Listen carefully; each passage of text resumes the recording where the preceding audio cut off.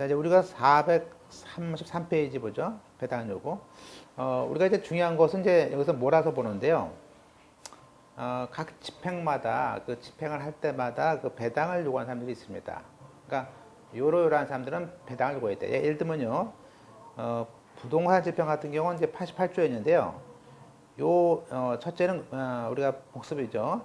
집행력 있는 정보를 가진 사람, 또 경매 개시 뒤에 가압류한 사람, 또 민상법상 그 밖의 법률에 의해서 우선 변제권 가지고 있는 사람, 주로 임차인들이죠, 임차인들. 이런 사람들이 배당 요구할 수 있습니다. 근데 이제 우리가 중요한 것은 오늘 배우는 유체 동산의 경우는요, 217조라는 조문에 두 가지 경우에만 배당 요구할 수 있습니다. 첫째는 민상법상 그 밖의 법률에 의해서 우선 미적권자. 주로 여기서 1번의 우선 미적권자는 주로 뭘까요?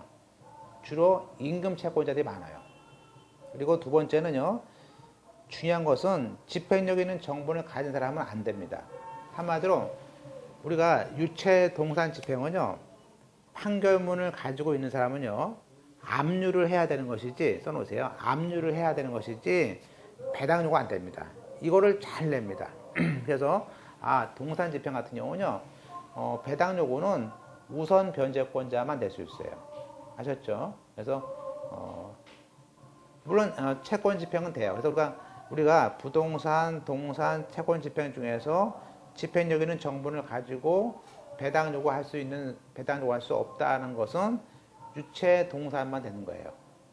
그래서 내가 판결문이 있다 그러면요, 압류를 해야 되지. 그 배당 요구서를 내면은 나중에 또 못 받습니다. 못 받아요. 넘어가서.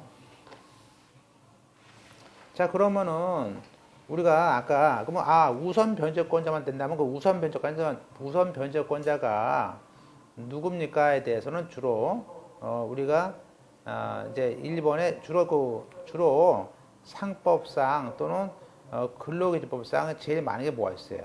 임금 채권자가 제일 많습니다. 동그라미 치시고.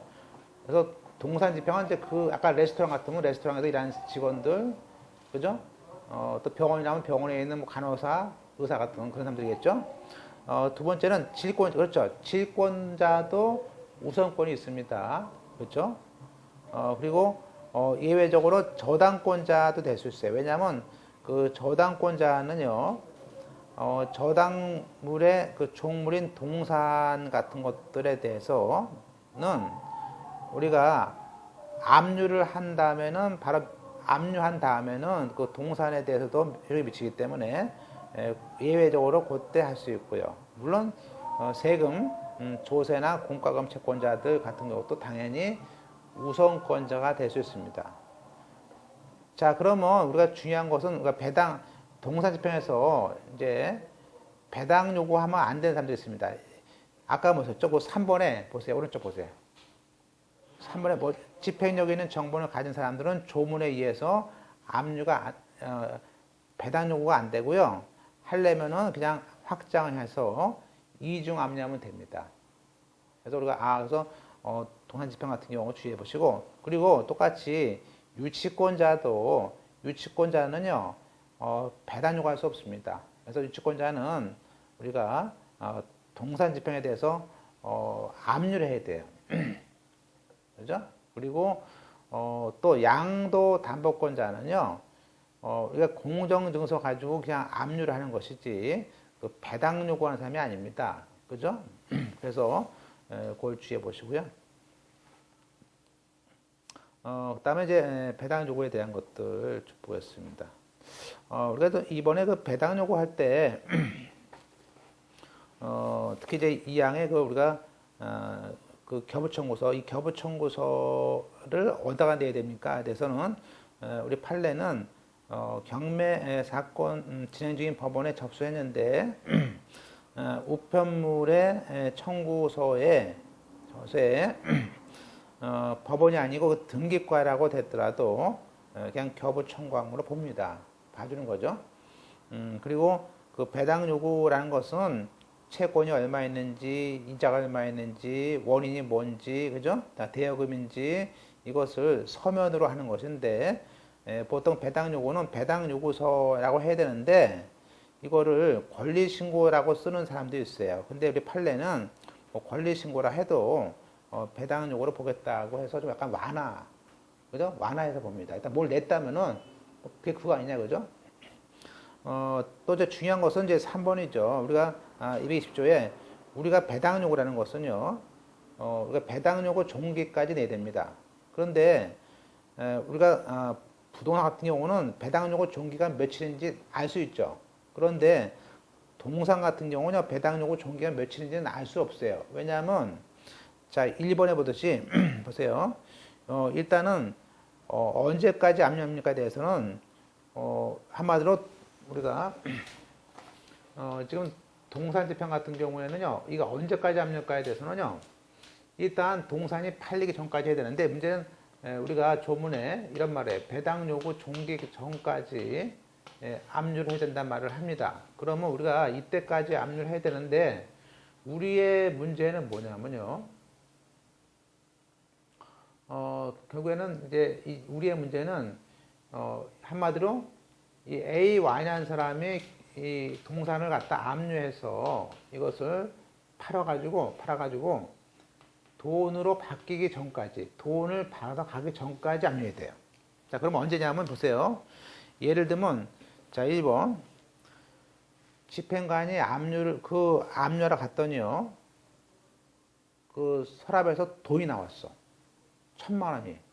그러면요, 당연히 딱지 붙이는 대신에 돈을 압류합니다. 그죠? 두 번째는 또 집행관이 그 물건을 팔아서 돈을 받았어. 이렇게 돈을 받거나 돈을 압류하거나 하여튼 돈이 들어오기 전까지 우리가 이중 압류해야 됩니다. 배당 요구해야 돼. 다시 한번 우리가 아까 이중 압류는 그 매각기 전까지라고 했습니다. 근데 지금 배당 요구는 배당 요구 종기 전이에요. 그죠? 그러면 이 배당 요구 종기라는 것은 금전이 들어오기 전까지 하고 이해하시면 돼요.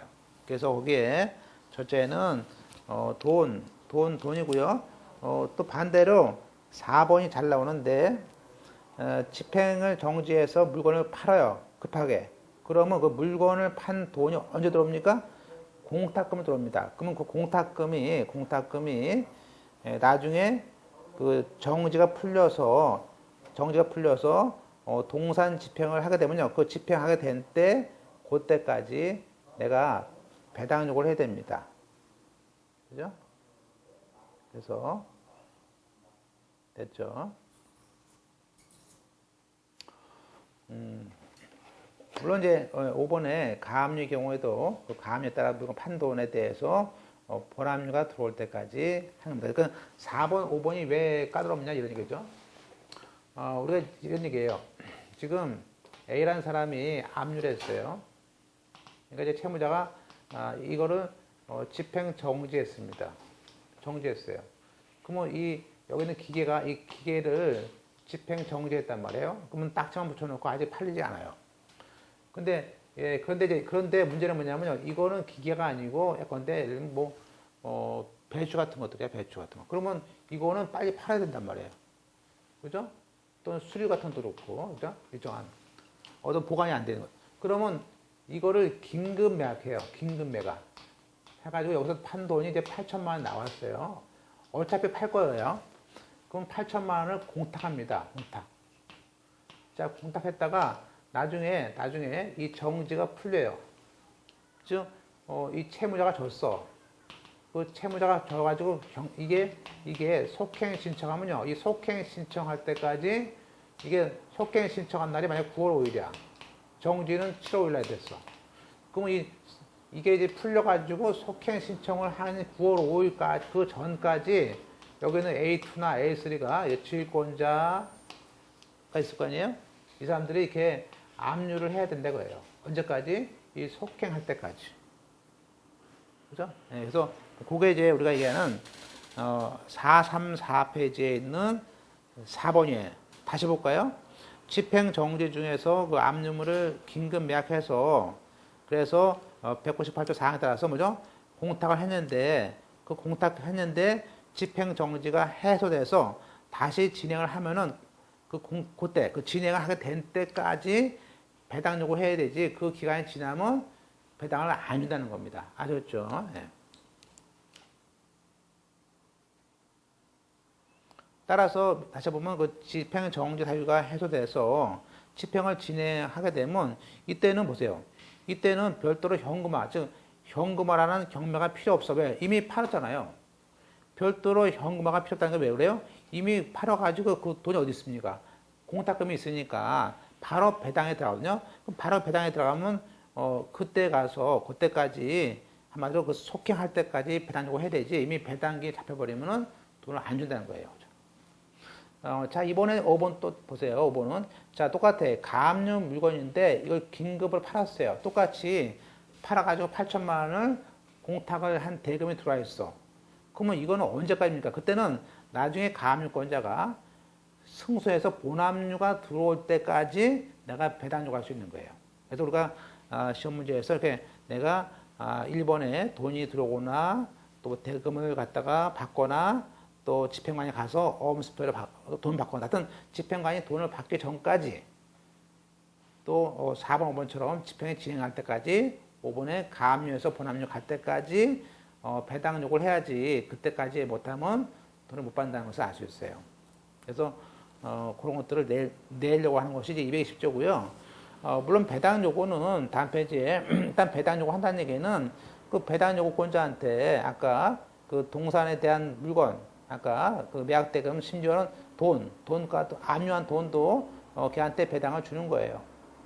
또 배당 요구권자도 나중에 특별 현금화 팔아주세요라고 특별히 팔아주세요 이렇게 할 수도 있고요. 이 배당 요구도 소멸시효는 중단됩니다. 그죠? 그 다음에 또 4번에 만약에 배당 요구를 했는데 또 다른 채권자가 이중 압류해가지고 다른 물건이 추가됐어요. 그러면 추가된 물건에 대해서도 배당 요구를 한 걸로 되니까 땡큐죠. 그죠?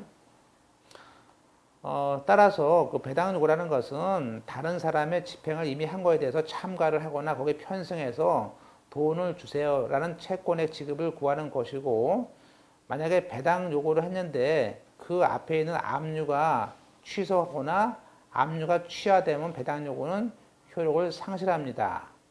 자, 그러면 배당 요구에 대한 소멸시효 중단의 효력도 소급해서 소멸되지만 그러나 배당 요구는 그때 배당 요구는 우리가 민법 114조의 최고로서 즉 6개월 대한 정도의 중단 요구를 있는 것입니다. 그죠? 자, 보시면 이제 이런 얘기예요. 자, 우리가 A1이 우리가 압류를 했습니다. 그러면 여기 있는 A2, 얘는 임금 채권자였어요. 그러니까 얘도 우선권자인 질권자가 이때 이 물건 이때 5월 7일 날 압류하니까 얘가 5월 15일 날쯤 돼서 그죠? 이때가 다시 얘도 배당 요구했습니다. 배당 요구를 했어요. 이렇게. 그러면 배당 요구라는 것은 이제 배당 요구하면 이제 5월 15일 날 배당 요구를 한 날 소멸시효가 중단됩니다. 중단돼. 자, 그러면 나중에 A1이 임금 채권자가 막 보통 임금 채권은요 또 노동부에도 고발을 해. 고발합니다. 고발하면 또 이제 대부분 고발하고 그러니까 이때 보통 대표이사 같은 사람들이 또 합의를 합니다. 대부분 합의해요. 그래서 뭐 체불 얘가 원하는 거 다 해줘요. 체불 임금도 다 인정해줘, 다 해주는다가 이제 하여튼 그렇게 해가지고 이 사람이 이제 취하했어. 돈을 주니까 취하했어. 자, 취하하면요 보세요. 이게 취하하면요 이게 진행돼야지 받는 건데 이게 취하하면 얘는 뻥 떠. 그래서 배당 요구를 안 한 걸로 봐요. 돈 못 받습니다. 돈을 못 받아. 그러면 이 소멸시효 중단은 그때부터 다시 또 이 소멸시효 중단 안 되는 거냐? 그건 아니고요. 그건 아니고 이 민법상 최고로서 6개월 안에 소송을 해야 돼요. 최고를 한 걸로 보니까 소멸시효 중단을 하려면 6개월 안에 다시 최고를 한 걸 봐가지고 우리가 마치 내용증명 그런 것처럼 봐가지고 6개월 안에 소송을 하면 요 6개월 동안에 소멸시효 중단이 된 걸로 봐요. 6개월만. 그게 이제 우리가 얘기하는 거기에 동그라미 5번의 스토리입니다. 스토리예요. 자, 그럼 보세요. 만약에 법무사 같은 경우는요, 보세요. 그러면은, 아니, 배당 요구했다가 얘가 취하면 꽝하냐? 그럼 어떡합니까? 그러면 사실은 이때는 그냥 이중 압류를 해야 돼요. 이중 압류 해버려야 돼요. 예.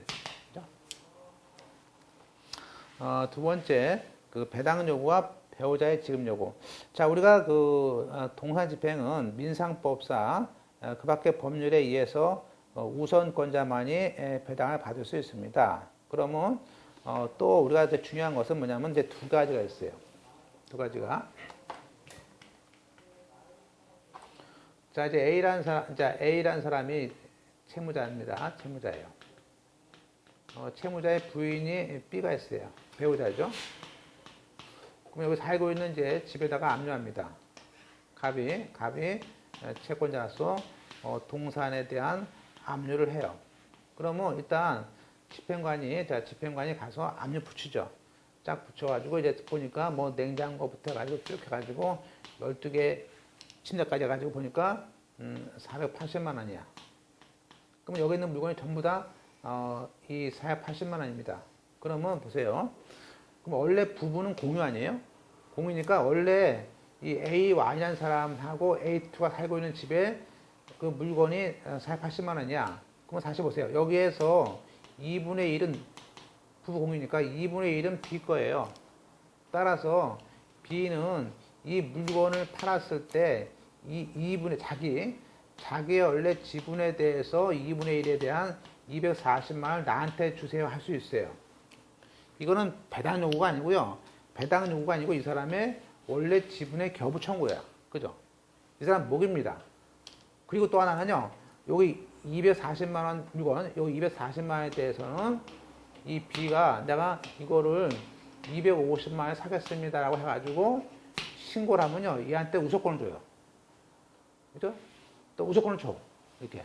그러니까 얘는 결국에 240만 원만 준비하면 돼요, 사실은. 그죠? 그러니까 요거는 또 이 사람이 가지고 있을 수 있는 또 우선권이야. 그죠? 그래서 그래서 그 2번이 그 배우자의 목차가 배우자의 지급 요구라는 거, 이게 뭐냐면 요거예요, 요거. 자기 원래 지분 거. 두 번째 190조에 따라서 아까 그거죠? 그 압류된 부분의 공유재산에 대해서는 공유 지분을 주장하는 배우자가 나오죠. 매각대금의 지급 요구. 이 매각대금의 지급 요구권이 221조인데 이것은 자기 원래 지분 요구권이지 이거는 배당 요구가 아닙니다. 따라서 이 배우자의 지급 요구는 집행관한테 그날 와서 해도 되고요. 미리 됩니다. 됐죠? 다음 넘어가서 자, 이제 그 얘기가 이제 다음 편이 나옵니다. 조문에 있어요. 자, 3번에 자, 배우자의 지급 요구는 우리가 매각됨에서 나오죠. 그 집행 비용을 그러니까 여기는 중요한 게 뭐냐면 집행 비용을 공제하지 않고 그 대금의 2분의 1을 말합니다. 221조에 있어요.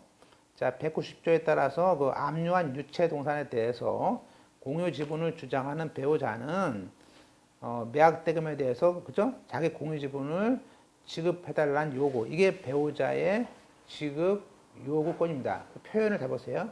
지급 요건이에요. 자, 물론 사망에 이러한 지급 요구에 대해서 채권자가 배우자의 공유 주장에 대해서 이의를 하는 경우가 있습니다.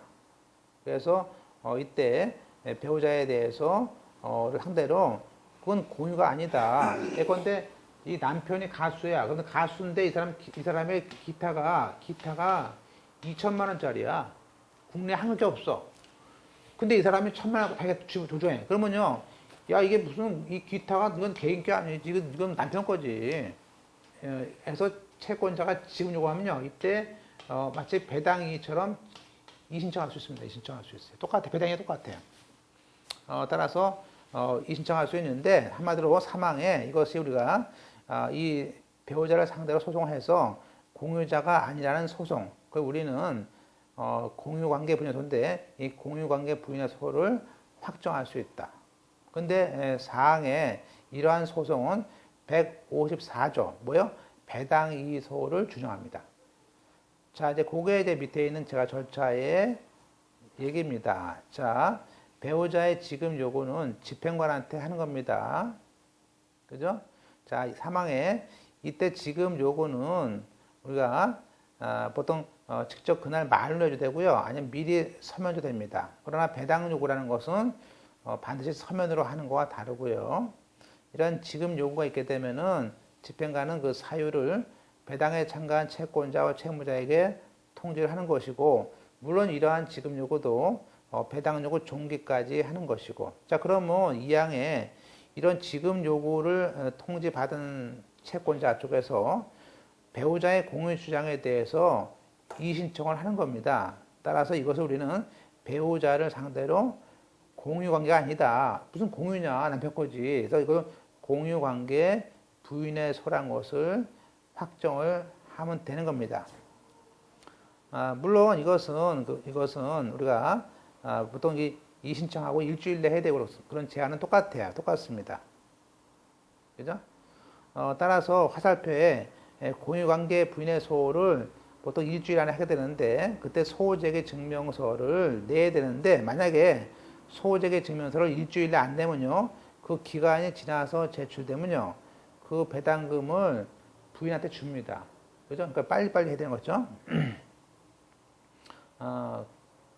따라서 그러면 이제 사망에 채권자가 이렇게 우리가 배우자의 공유 주장에 대해서 이의 신청을 하고 이의가 완결 안 됐습니다. 그러면 집행관은 뭐죠?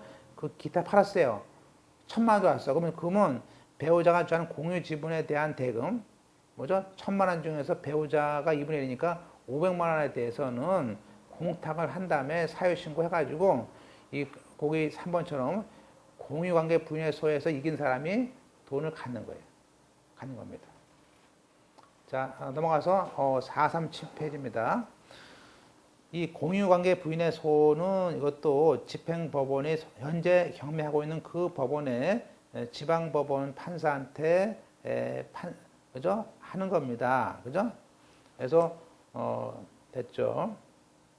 또 이번에 공유관계 부인의 소는 아까 배당기로부터 일주일 안에 해야 됩니다. 그래서 일주일 안에 부인의 소를 하고 소재개했다는 증명 서류를 안 내거나 또 서류에 대해를 내고 집행정지를 안 내면 이 신청을 취한 걸로 봐서 본다. 그죠? 이때 소를 제기했다는 증명서는 뭐 소장 제기했다는 증명서도 되지만은 뭐 현재 변론 중이라면 변론기 통지서 같은 걸 내면 됩니다. 그러니까 이게 똑같아요. 우리가 배당의소와 똑같습니다. 그죠? 또 5항에 이런 공유관계 부인의 소를 제기한 사람이 채권자가 첫 번째 변론기일에 안 나갑니다. 그러면 소를 취한 걸로 봐가지고 돈을 뺏긴다는 게요. 그죠? 자, 이제 압류가 됐으면 어떡합니까? 팔아야죠. 파는 걸 우리는 현금화다. 그럽니다. 매각이죠. 일단 유체동사는 그 압류한 다음에 현금화라는 돈을 만드는 절차인 경매를 하게 됩니다. 물론 그것이 금전. 자, 금전이라면요 팔 필요 없지. 돈을 압류했는데 무슨 팔어? 돈을 주면 돼요. 그래서 우리가 금전을 압류했다면 그냥 채권자한테 그냥 주면 돼요. 안 받아가면 공탁하면 돼. 이거면 나오는 것도 아니죠. 따라서 우리가 4번 보세요. 4번에 다음 페이지에 집행관이 가서 보니까 1,000만 원짜리가 나왔어. 현금이. 그러면 1,000만 원짜리 돈을 나왔잖아요. 그러면 그날 5월 7일 날 그날 가서 돈을 받았잖아요. 그러면 돈을 받았으면 그때 채무자가 지급을 한 걸 봅니다. 지금 이런 얘기죠. 자, 그 A라는 사람이 이 사람이 그 채권자죠. 채권자가 2,000만 원 달라고 압류를 했어요. 그래서 집에 가서 뒤졌어. 그 집행관이 그날 가서 수색을 하다가 보니까 갑자기 1,000만 원짜리 돈답을 나온 거야. 5만 원짜리가. 그러면 1,000만 원을 딱 가져왔을 거 아니에요?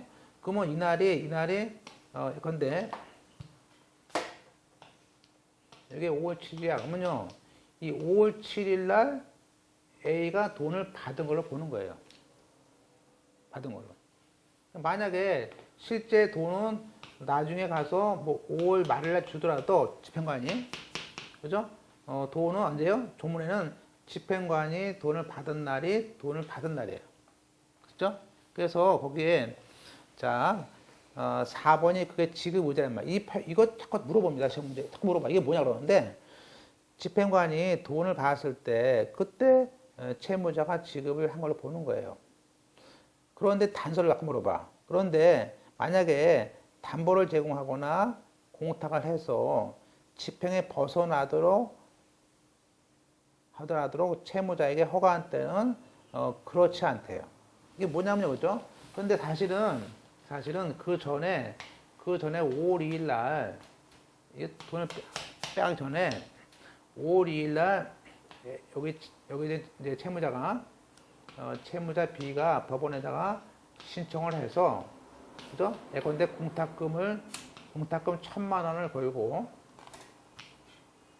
이 사람이 공탁금 1,000만 원을 걸고, 그죠? 집행을 정지해 놨어. 그죠? 그러면 이날 돈을 받더라도 돈을 준 걸로 보면 돼요, 안 돼요? 보면 안 되죠. 이건 만약에 여기서 이겼다 그러면요, 다시 돌려줘야 돼. 그러니까 거기 단서에 그 사람이 공탁을 해서 집행에 풀도록 하려 했는데 그때는 그렇지 않다. 뭐라고요? 써놓으세요. 지급을 의지하지 않는 거예요. 여기서 의지하는 뭐죠? 지급의 간주죠. 지급을 한 걸 보면 안 되죠. 그러니까 요 조문을 자꾸, 요게 201조인데 이걸 자꾸 물어보는 거예요. 이게 뭐냐고. 그죠? 그러니까 한번 볼 때, 이게 뭐 문제가 틀린 것도 아닌데, 이게 자꾸 내면요, 이게 자꾸 이런 게 틀려. 자, 그 다음에 이제 팔아야죠. 파는 거는 이제 3번의 매약 실시입니다. 역시 뭐, 이것도 일괄 매약, 여러 개일 땐 일괄 매약할 수 있습니다. 그리고 199조에 일단 압류를 하고 파는 방법은 입찰, 비밀로 입찰하거나 호가유매. 주로 이제 우리가 보통은 이제 호가유매가 있습니다. 근데 조문에는 입찰도 되고 또는 호가가 됩니다. 그래서 우리가 매약 방법은 물론 조문상은요, 매약 방법은 기일입찰, 호가영매가 있고 또 중요한 것은 적당한 방법으로 파는 방법도 있고요. 특별 현금화도 있습니다. 여하튼 압류한 다음에 입찰과 호가로서 하는 걸 우리는 입찰과 호가는 가장 일반적인 현금화 방법입니다. 그렇게 팝니다. 이런 매약을 어떻게 할 것인가는 집행관의 재량이고, 동산 집행은 기간이처럼 없습니다. 뭐 한 달 있다 한 달 그런 거 없어요. 그 다음에 호가라는 것은 알다시피 그 경매 일시와 장소를 정해줍니다. 다음 페이지. 지금은요, 이 경매 일시와 장소가 인터넷에 떠 있어요. 그래서 떠 있기 때문에 오픈되어 있어요. 그래서 주로 경매 기일은 부득이한 사정이 없다면 압류한 날부터 한 달 안에 하고, 보통은 이제 법무사 같은 경우 어떤 경우에 보통 처음에는요, 보세요. 처음에는 우리가 압류 신청하면요, 예컨대 보통 이제 10월 16일이다 그러면요, 압류 신청하면 보통 한 3일 안에 보통 한 10월 19일 날 압류를 해요. 압류하고 한 일주일도 지나요. 왜냐하면 압류하면 보통 압류할 때 한 돈 10만 원 돼요. 그리고 압류하고 그 다음에 기다려봐. 그럼 대부분 압류 딱지 붙이면 전화가 와서 돈을 갚아요. 그럼 그걸 끝나. 그리고 그러다 연락 없으면요, 그때 법무사가 다시 이 압류를 속행 신청을 해. 내야 돼. 그러면 그때 가서 보통 한 일주일 있다 하니까 보통 이제 한 2, 3주 안에 끝납니다. 근데 법무사가 속행 신청 안 하면요, 전화가 와. 할 거야 말 거야 라고. 그죠? 그래서 왜냐면 한 달 해야 되니까. 그래서 그게 이제 우리가 얘기입니다. 그래서 자, 오른쪽이죠. 439페이지 메뉴입니다. 따라서 보통 조문에는 그 압류부터 한 달 안에 하라는 것이 규칙 145조에 있습니다. 물론 이제 보통 압류와 매약 사이는 보통 이제 일주일 후에 하는데 뭐 빨리 하는 경우도 있겠죠. 그 다음에 이제 우리가 그러면 가장 뭐 일반적인 게 호가 경매나 입찰인데 일반 현금화를 하는데 일반 현금화 하지 않는 경우도 있습니다. 예컨대 돈 같은 거, 돈은 그냥 주면 되죠. 그 압류된 금전은 그냥 동전이 뭐 몇만 개다. 그냥 놀아주면 돼요. 또 금. 자, 금과 은은요, 파는 게 아니고 이것도, 자, 금과 은은요, 이건 호가 경매하지 않습니다. 또 3번. 거기 시장가에 있는 유가증권. 예컨대 뭐 주식 같은 게 나왔어요. 그 다음에 자 4번. 아까 집행 정지했다가 파는 경우. 그것도 이제 있고요. 또 집행법원이 특별연구하는 경우도 있고요. 또 물론 가압류는 아직 팔면 안 되죠. 가압류는 팔면 안 돼요. 현관 금지. 또 압류 금지 물건도 팔면 안 돼요. 네, 그런 것도 있습니다. 자, 먼저 호가 경매는요. 호가 경매는 이제 주로 이제 나오는 게 뭐가 있냐면요. 값비싼 물건이냐 아니냐 차이예요. 그러니까 값비싼 물건의 경우에는 초과 압류를 주로 이제 그림 같은 거, 뭐 골프채라든지 그런 것도 있지 않습니까? 그러면 이 초과 압류를 하지 않도록 하기 위해서 그 압류물을 평가합니다. 내가 100만 원 받았겠는데 골프채가 100개 있어. 다 압류합니까? 그건 안 되거든요. 그래서 일단은 일단은 평가를 해야 되는데 우리가 값비싼 물건이 있었을 때는 어떡합니까? 대해서는 일단은 조문에는요. 뭐 적당한 감정인에게 평가하도록 되어 있습니다. 조문에 이렇게 되어 있어요. 그리고 값비싼 거 아닌 경우에는 그냥 집행관이 스스로 평가해서 그 압류 조서에 넣을 수 있어요. 그리고 이제 호가 경매 날짜를 중요한 건 이제 일시와 장소를 정합니다. 이거 오픈해 이게 어물쩡이 아니고 오픈돼 있어요. 그리고 이제 최고하고 공고도 합니다. 그래서 이번에 매각은 유체 동산이 있는 그 압류한 시구 읍면에서 하는 거고, 뭐 합의하면은요, 뭐 어디다 옮겨서 할 수도 있죠. 자, 라본에 이제 그런 것이 일반이고 그 예외로 특별 현금화라는 것은 뭐냐면 우리가 금과 은 같은 것은 그냥 우리가 당연히 그것은 시장 가격 이상으로 받아야 되니까 시가 이상으로 팔 수 있고요. 그 다음에 만약에 금과 은인데, 그죠? 시가로 매수하는 사람이 없을 수 있을 때는, 그때는 우리가 그 집행관이 조서에 써서 그 시장 가격과 있을까니까, 그러니까 한마디로 금방 주인 불러가지고 하는 거죠. 그래서 팔 수 있는데 이건 뭐 꼭 우리가 법원에 허가는 필요 없습니다. 자, 문제는 유가증권입니다. 유가증권, 주식 같은 거라든지 채권 같은 거.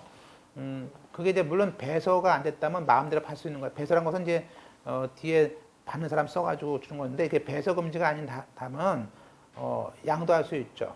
그래서 주권, 국채, 공채, 사채 같은 거, 또 상장된 것 같은 경우는 그냥 팔면 돼요.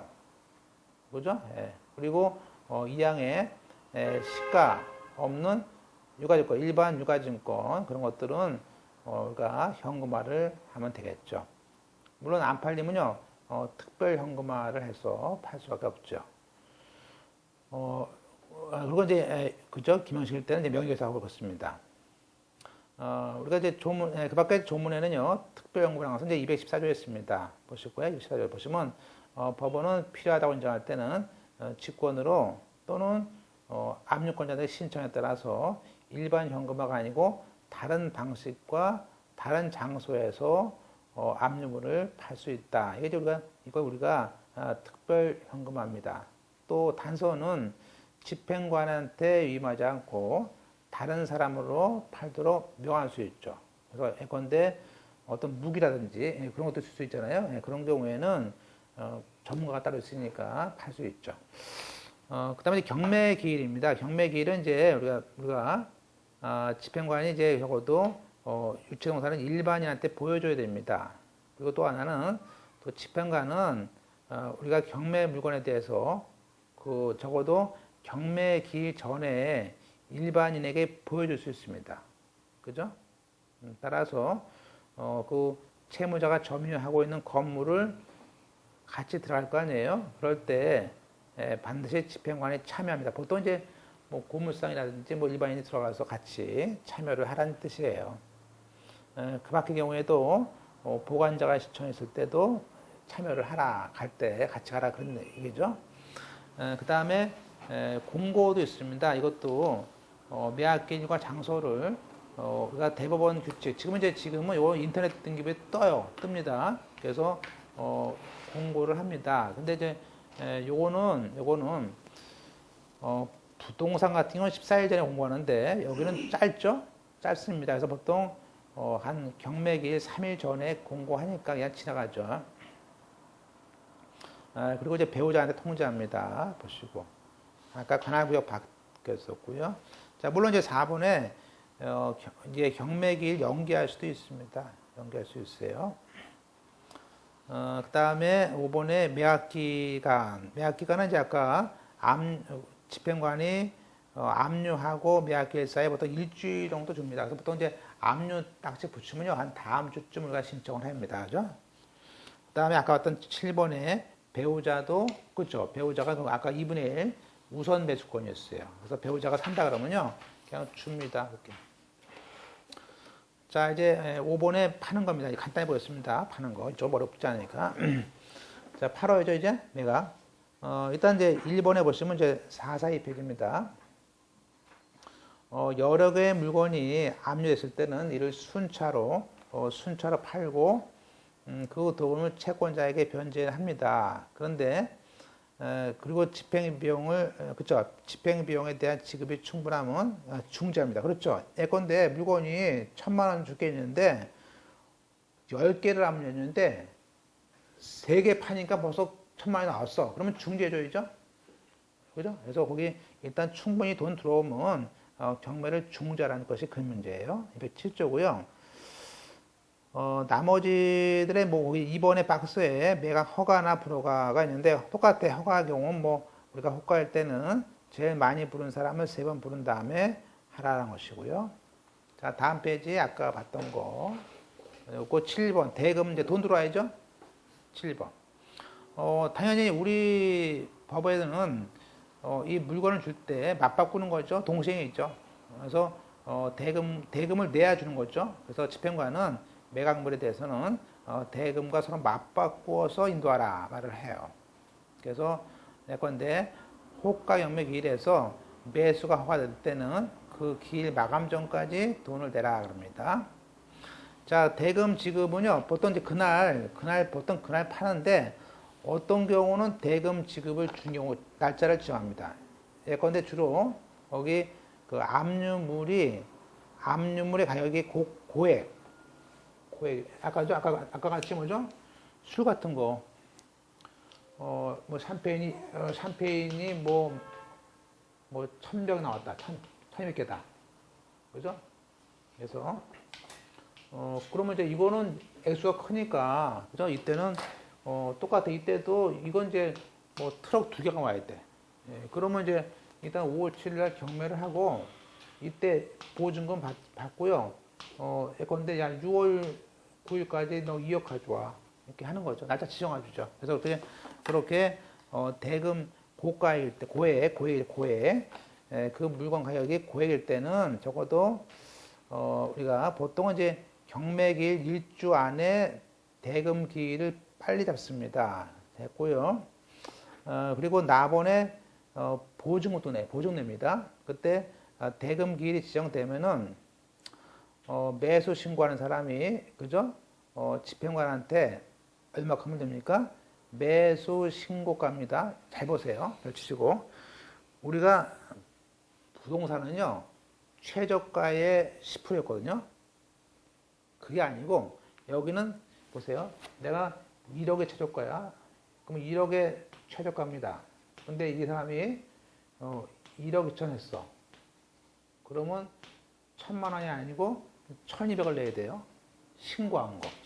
달라요. 여기 보시면, 동그라미 치시고, 신고가액의 10%야. 10%. 그죠? 잘 보시고. 그러니까 여기는요, 어려운 건 아닌데요. 좀 이게 꼼꼼히 볼 게 있어요. 그리고 이제, 보증서 낼 수도 있습니다. 보증서 낼 수 있어요. 자, 다음번에 그 매수 신고 보증에 대해서 나중에 잔금 내면 될 것 같고요. 자, 문제는 3번이에요. 그럼 이 사람이, 보세요. 자, 이 사람이 자기가 1억 2천만 원 냈죠. 그리고 1200을 냈어. 근데 나중에 잔금을 안 내는 거야. 안 내요. 그죠? 보세요. 그러면 당연히 재매각하죠. 우리가 매수인이 그 조건에 정한 날짜에 대금 지급과 인도를 결의했을 때는 재매각을 합니다. 문제는 나번에 펼치시고 이럴 때 차액에 부담을 합니다. 그럼 보세요. 그럼 여기서 우리가 Y라는 사람이 자기가 1억 2천만 원 썼잖아요. 그런데 그리고 여기다가 이제 계약금으로 1200을 냈어. 보증금으로. 근데 안 왔어. 그러면 다 뛰는 게 아니고요. 다시 또 B가 재입찰 들어왔죠? 얘는 안 들어오니까. 그러면 이때 얘가 만약에 1억 1000만 원 썼어. 그죠? 그러면 여기다가, 그죠? 1000만 원만 주면 돼. 그 200 돌려줘. 그 차액만큼 뺏기는 거예요. 그래서 이 보증금은 뒤에 입찰한 사람의 입찰가하고 앞에 사람하고 비교해가지고 그 차액만큼을 빼고요. 그럼 보세요. 그러면 이 사람이 아까 1억 2천인데, 그죠? 자, 1억 1000만 원 했어. 그러면 얘 때문에 1000만 원 네가, 그죠? 그러니까 1000만 원 보존하면 다시 2억 1000 되죠? 그럼 이 사람은 1000만 원만큼 뺏겨요. 1000만 원 차액만큼. 근데 만약에 이 사람이 B가 1억을 썼어. 1억을. 그러면 차익이 얼마야? 차익이 2천만 원 아니에요? 그러면 그 2천만 원을 내가 물어내야 돼. 그럼 어떻게 물어냅니까? 보증금 1200만 원도 모자라죠? 그럼 800까지 내놔야 돼. 9천 되면요. 1800. 한마디로 그러면 이 보증금 뺏기는 거 외에 추가로 내는 건 뭐야? 그건 일종의 손해배상이야. 네가 쓸데없이 하는 바람에. 그러니까 이런 경우는요, 공산주택은 손해배상까지 해야 돼요. 잘해야 돼요. 그래서 볼까요? 자, 나번에 매수인이 보증을 제공했는데 뒤에 가격이 처음 가격에 미치지 않았을 때는 매수인의 제공한 보증금은 그 차액만큼 산입한다. 차액만큼 뺏기는 거예요. 그리고 반환하면 돼. 근데 문제는 다만 그 몰치된 부분은 몰치된 걸 다시 매각했을 때 새로운 매수에 대해서 우리가 확정되지 않았기 때문에 결국에 전액을 재매각할 때까지 1200만 원 전액을 반환할 수가 없어요. 그리고 만약 전에 매수인이 제공한 보증금 액수가 양 매각 차이보다 작다면 물론 전액이 산입되는데 그 부족한 거에 대해서는 결국에는 205조 4항에 따라서 책임을 지게 됩니다. 그래서 그 말은 무슨 얘기냐면 재매각을 할 때 전 매수인이 경매 절차에 참가 못하는 것은 물론이고 언더라인에 뒤에 매각 대금이 처음 대각보다 적었을 때는 부족한 만큼 부담하라는 것이 205조 4항에 있어요. 그러면 그때 부족한 만큼의 부담이라는 것은 결국에는 민법상으로 보면 뭐죠? 손해배상 책임입니다. 그죠? 됐죠? 따라서 채권자가 재매각에서 완전한 만족을 얻을 수 없을 때는 채무자가 하고 채권자가 완전한 만족을 얻지 못할 때는 채권자가 한다. 됐죠? 그래서 한마디로 채권자가 얘한테 돈 달라고 소송할 수도 있어요. 돈 달라고. 너 때문에 못 받았으니까 너 2천만 원 내놔 이렇게. 채권자가 재판으로 할 수 있다는 것이죠. 일단 돈이 들어오면 이제 채권자에게 돈을 주는 걸로 끝나는 거죠. 끝나고 그 2항에 배당 협의할 수 있고 그렇습니다. 사망에 보시면 사망에 집행관은 그 배당 협의 기일까지 배당 협의가 되면 일단은 이 집행관은요 그 배당 협의가 되면요 주문돼요. 그죠? 예. 했고요. 그리고 맨 밑에 2번에 배당 협의했는데 그 배당 협의가 안 되면요 그때 그 돈 들어온 돈에 대해서 공탁을 하고 사유 신고하고 바로 법원을 통해서 배당이 넘어갑니다. 물론 다음 같은 경우죠. 예컨대 채권이 조건부거나 불확정자일 때, 또 가압 채권자가 있었을 때라든지, 또 그 채권에 대해서 49조 2호라는 집행 정지가 들어오거나 그럴 때, 또는 맨 끝에 266조 1항 5가 똑같죠. 이것도 임의경매 같은 거 할 때 집행 정지가 들어오면 돈을 줄 수 없으니까 배당으로 넘깁니다. 따라서 집행관은 배당 또 나가서 배당을 수령해야 되는데 배당권자가 출석을 안 해도 그 돈을 공탁을 합니다. 그러면 나중에 결국에는 공탁금 지급 절차로서 돈을 받아가라고 하는 것이죠. 끝으로 이제 우리가 동산담보에 대한 것들이 있는데 이 동산담보는 이제 우리가 최근에 이제 나왔던 제도죠. 근데 일단 이런 거죠. 이것만 보자 가시죠. 지금 동산이라는 것이 있고 이제 채권 담보라는 것이 있어요. 이거 뭐냐면요. 근데 A라는 사람이 B한테 그죠? B한테 10억이라는 물건을 삽니다. 그죠? 사고 얘가 B한테 10억이라는 대금을 줘야 돼요. 그러면요, 은행이, C가 은행에 있어. 근데 돈이 없으니까 얘한테 대출을 해야 되는데 얘가 가진 것은, 돈밖에 없어요. 얘가 가진 것은 이제 얘가 내 건데 기계가 있어요, 기계가.